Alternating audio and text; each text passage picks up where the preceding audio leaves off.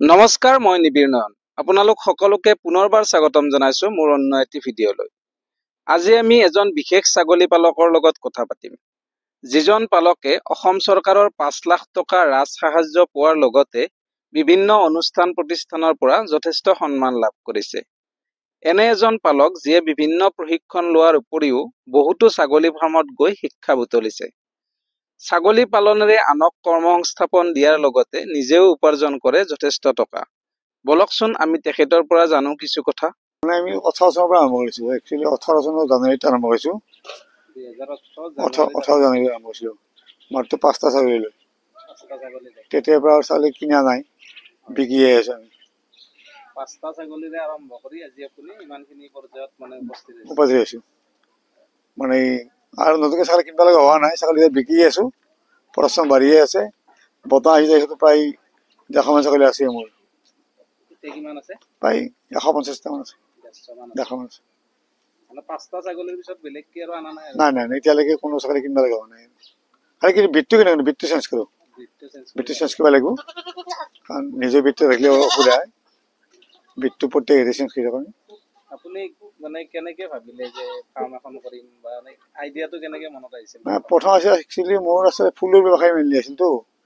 যেতিয়া লকডাউন ফুলৰ ব্যৱসায়টো ডাউন হ'ল, ডাউন হোৱাৰ পিছত চিন্তা চৰ্চা যে ছাগলী ব্যৱসায়টো ভাল ব্যৱসায় এটা আছে, মাংসটো আৰু বন্ধ বুলি কথা, মাংস সদায় মাৰিব লাগে। তেতিয়াই সেই চিন্তা কৰি ছাগলী ব্যৱসায়টো আহিছে। ফুলৰ ব্যৱসায়ৰ পিছত আপুনি ছাগলী লাগে। ফুলৰ ব্যৱসায়টো এতিয়াও আছে, কিন্তু ফুলৰ ব্যৱসায়টো অলপ ডাউন হ'লতো লকডাউনৰ সময়ত। যেতিয়া মদ বন্ধ হ'ল, তেতিয়া ছাগলী ব্যৱসায় কৰিবলৈ বাধ্য হৈ গ'ল। আপোনাৰ ফাৰ্মখনত কিমানজন কৰ্মচাৰী আছে? কমাই 2জন আছে, মই নিজে থাকোঁ লাগি 3টা। আপুনি নিজেও লাগি থাকে আৰু মোৰ ঘৰৰ পৰিয়ালটো লাগি থাকে নহয়, বিশেষকৈ পৰিয়ালৰ সকলোৱে সহযোগ আছে।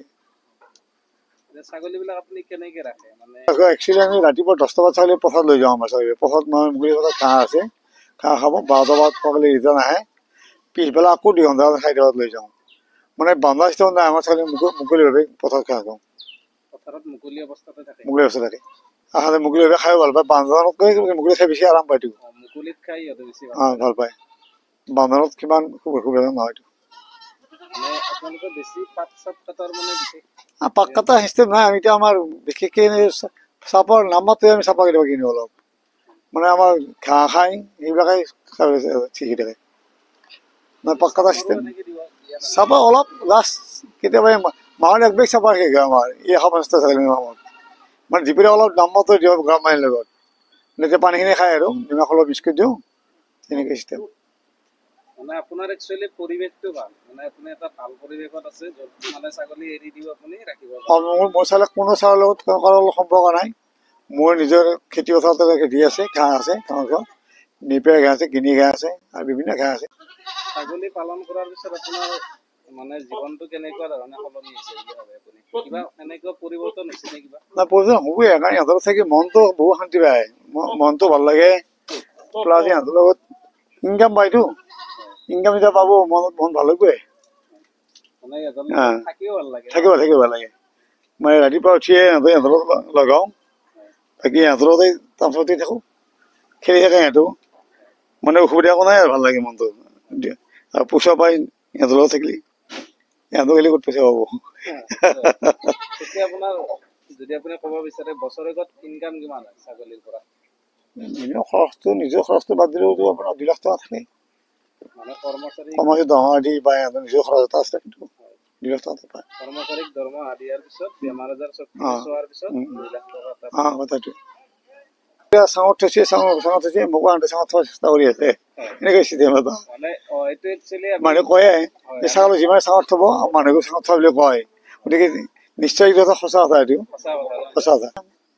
এইবিলাক এই লোকেল মাইকী এই বগাটো এতিয়া প্ৰথম অৱস্থাৰ মাইকী এইবিলাক লোকেল। এইটো আহিলে মই 2,000 টকা কিনি আনিছিলোঁ। সেনেকৈ 5টা কিনিছিলোঁ লোকেলতে, আৰু প্ৰথমতে এনেকৈ লোকেল পৰা কিনি আনিলোঁ অলপমান ভাল কথা এটা। তাৰ পৰা প্ৰডাকশ্যন হৈ এনেকৈ পাইছোঁ আৰু। প্ৰথম প্ৰশিক্ষণ আছিল, শিকা নাছিলোঁ, এতিয়া কমাই শিকিও আছোঁ। প্ৰশিক্ষণ লৈছোঁ, বৰ্ণিয়াত ল'লোঁ, আমাৰ কেভিকে কাহিংগুচিত লৈছোঁ, অসম চৰকাৰৰ চেনিগুচিত লৈছোঁ।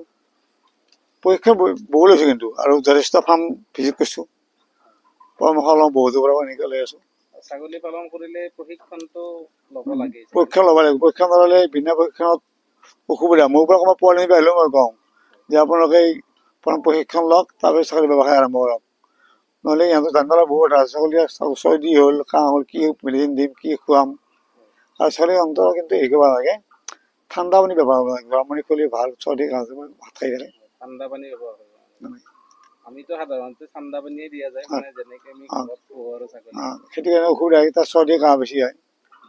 মই এতিয়া গৰম ঠাণ্ডাৰ কথা নাই, সদায় গৰম পানী খাবই। সদায় গৰম পানী সদায় গৰম, ঠাণ্ডা পানী নাখায়। যেতিয়া মানে প্ৰথম এই বেলেগ ব্ৰিডৰ ছাগলী আনিছে, বিটেল হওক বা চিলৰি হওক, সেইটো প্ৰথম আপুনি ক'ৰ পৰা লৈছে? সেইটো মই ৰঙিয়াৰ পৰা আনিছিলোঁ, এজন মানুহৰ পৰা। মানে আমাৰ ইয়াৰে ফাৰ্মৰ পৰা এজন মানুহৰ পৰা কিনি আনিছিলোঁ। তেওঁৰ পৰা সেই আৰম্ভণিৰ পৰা আনি কিনিছিলোঁ মই। তাৰ পৰা আকৌ বেলেগ বেলেগ চেঞ্জ কৰি থাকোঁ আৰু। এতিয়াতো ব্ৰিডটো চেঞ্জ কৰি থাকোঁ। অলপ এটা আনিছোঁ, এটা পাঞ্জাৱ সোণাপুৰৰ পৰা আনিছোঁ, এটা চেঞ্জ কৰি পেলাই।